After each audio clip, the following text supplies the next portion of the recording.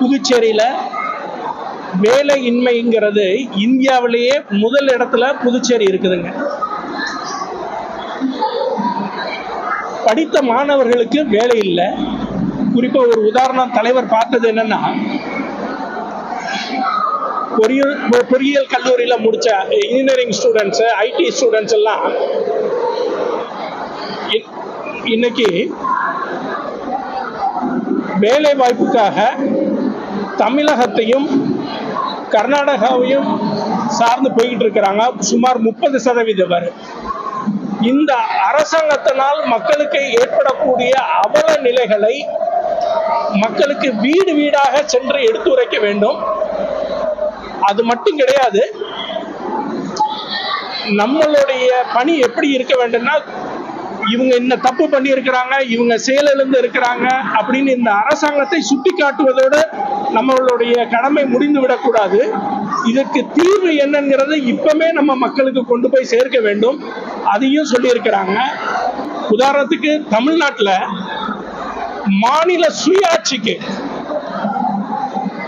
முக்கியத்துவம் கொடுத்து இன்னைக்கு அதையெல்லாம் மீட்டெடுத்து மேலும் வலு சேர்த்துக்கிட்டு இருக்கிறாங்க தமிழக முதல்வர். தமிழக அரசாங்கம் இந்தியாவுக்கு முன்னோடி அரசாங்கமாக அங்க செயல்பட்டு கொண்டு இருக்கிறது. மாநில சுயாட்சியும் அதிக மக்களுக்கு அதிகாரத்தையும் ஒன்றிய அரசிலிருந்து வாங்கி உரிமைகளை கொண்டு போய் சேர்த்து கொண்டு இருக்கிற தமிழக அரசாங்கம் நாடே போற்றிக் கொண்டு இருக்கிற அதே வேளையில இங்க மாநில அந்தஸ்துக்கே நம்ம போராடிக்கிட்டு இருக்கிறோங்க. ஒரு சட்டசபையில 16 முறை தீர்மானம் போட்டிருக்கிறாங்க மாநில அந்தஸ்துக்கு. இன்னைக்கு வரைக்கும் அதுக்கு ஒன்றிய அரசாங்கம் செவிசாய்க்கவில்லை. நீங்க ஒரு காலத்துல 80% மானியம் கொடுத்துட்டு இருந்தீங்க, இன்னைக்கு அதை குறைச்சி 25% மானியம் கொடுத்துட்டு வர்றீங்க ஒன்றிய அரசு. அப்போ இவங்களுடைய வளர்ச்சிக்கும் அடிப்படை வசதிகளுக்கும் இவங்க எங்க இருந்து நிதி பெறுவாங்க? இவங்கள நீங்க கொடுக்கக்கூடிய அந்த காசை நம்பிதான் இவங்க இருக்கணும்னா நீங்க அதிக மானியத்தை குறைச்சிட்டு வர்றீங்க. அப்போ இவங்களுக்கு சுயமாக அரசாங்கத்துக்கு வருவாய் உண்டு பண்ணணும், வளர்ச்சி திட்டங்களை பெருக்கணும், வேலை வாய்ப்பை பெருக்கணும், புதுச்சேரி அரசாங்கம் பெருக்க வேண்டும் என்றால் அதற்கு என்ன வேணும்னா மாநில அந்தஸ்து வேணும். மாநில அந்தஸ்து வந்தா தான் நீங்க வருவாய் பெருக்க முடியுங்கிறது தலைவர் அதை பார்த்துட்டு வீடு வீடாக சென்று இந்த புதுச்சேரிக்கு மாநில அந்தஸ்தை வாங்கி கொடுப்பதில் மக்கள் குரலும் அதிகமாக ஒலிக்க வேண்டும். அதற்கான அந்த பிரச்சாரத்தை மேற்கொள்ள வேண்டும் வந்திருக்கிறாங்க. அதை சொல்லி இருக்கிறாங்க. தலைவரும் கூடிய சீக்கிரம் இங்க வர இருக்கிறாங்க. இது ஒன்றிய, இந்த யூனியன் டெரிட்டரி ஒன்றிய அரசை எதிர்பார்த்து எல்லா விஷயத்திலும் இருந்துட்டு இருக்கிறாங்க. ஆனா இந்தியால நம்பர் 1 மாநிலமா ஒரு யூனியன் டெரிட்டரியா இருக்க வேண்டிய சூழல், இருக்க வேண்டிய நேரத்துல எல்லா ஆளுமைகளும் அவங்க கையில இருக்குது. ஒன்றிய அரசாங்கத்து கையில இருக்குது, பிரசிடென்ட் கையில இருக்குது, உள்துறை கையில இருக்குது, இங்க துணைநிலை ஆளுநர் கையில இருக்குது. எல்லா அதிகாரத்தையும் வச்சுக்கிட்டு சட்டசபைக்கு ஒரு அதிகாரம் கொடுக்கல, சும்மா ஒரு பொம்மை மாதிரி வச்சுக்கிட்டு இருக்கிறாங்க. இன்னைக்கு அரசியல் அமைப்பு சட்டத்தையே நம்ம அதோடைய உரிமைகளே சுப்ரீம் கோர்ட்ல போய் தான் மாநில உரிமைகளை மீட்டு கொண்டு வந்துட்டு இருக்கிற ஒரு சிறந்த முன்னுதாரணமான ஒரு அரசாங்கமாக தமிழக அரசாங்கம் அங்க நம்பர் 1 இருக்கிறாங்க. இங்க கடைசியில நம்பர் 1 ஒன்றிய அரசாங்கம் வச்சிட்டு இருக்கிறாங்க. அங்க இருமொழி கொள்கையில இந்தியால நம்பர் 1 இருக்கிறோம். இங்க மும்மொழி கொள்கையை தான் நாங்க கடைபிடிக்க போறோம் சொல்லி கடைசியில வச்சிட்டு இருக்கிறாங்க. இந்தியால கடைசியாக வச்சு கொண்டு இருக்கிறாங்க.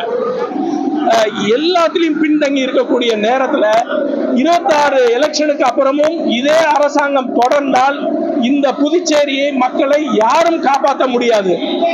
இந்த மக்களை கைவிட்ட இந்த அரசாங்கத்தை சற்று நாள்ல மக்கள் இப்போது இருக்கிற புதுச்சேரி பாரதிய ஜனதா அங்கம் வகிக்கக்கூடிய அந்த அரசாங்கத்தை மக்கள் கைவிட போறாங்க. எனக்கு ஒரு சர்வே, ஒரு சஃபாலஜிஸ்ட், அதாவது தேர்தல்களை வியூகம் வகிக்கக்கூடியவங்களும் ஆராய்ச்சி பண்ண அதை கள ஆய்வு செய்யக்கூடியவங்களும் ஒரு கருத்து கணிப்பை ஏற்படுத்தி கொடுத்திருந்தாங்க. அந்த கருத்து கணிப்பு என்ன சொல்லுதுன்னா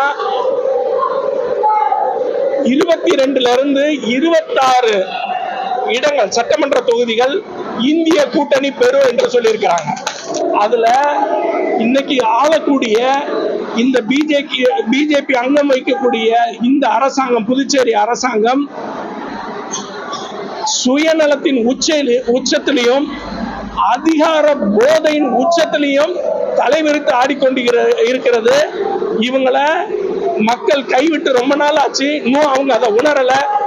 அவங்களுக்கான காட்டக்கூடிய நேரம் வரும்போது, ஓட்டு பதிவு செய்யும் போது ஒட்டுமொத்த புதுச்சேரி மக்களும் இப்போது இருக்க பிஜேபி அங்கம் வகிக்கிற அரசாங்கத்தை தூக்கி எறிவார்கள். உச்ச நீதிமன்றம் தெளிவான வழிகாட்டுதல் கொடுத்திருக்கிறாங்க. சரிங்களா? இது நீண்ட சட்ட போராட்டங்களுக்கு பின்னாடி உரிமைகளை தமிழக அரசாங்கம் பெற்றுள்ளது. இவ்வளவு உரிமைகளை போராடி பெற்ற அரசாங்கம் பெறும்போது மக்களுக்கும் அதிகாரிகளுக்கும் எல்லாருக்கும் உச்ச நீதிமன்றம் என்ன வழிகாட்டுதல் கொடுக்குதுன்றது அவங்களுக்கு தெரியும். அதன் அடிப்படையில் அந்த அதிகாரிகள் எல்லாம் நடந்திருப்பாங்க. நம்ம தமிழக முதல்வர் அவர்கள் ஒரு சிறந்த முன்மாதிரியான ஒரு அரசாங்கத்தை நடத்தி கொண்டிருக்கிறார்.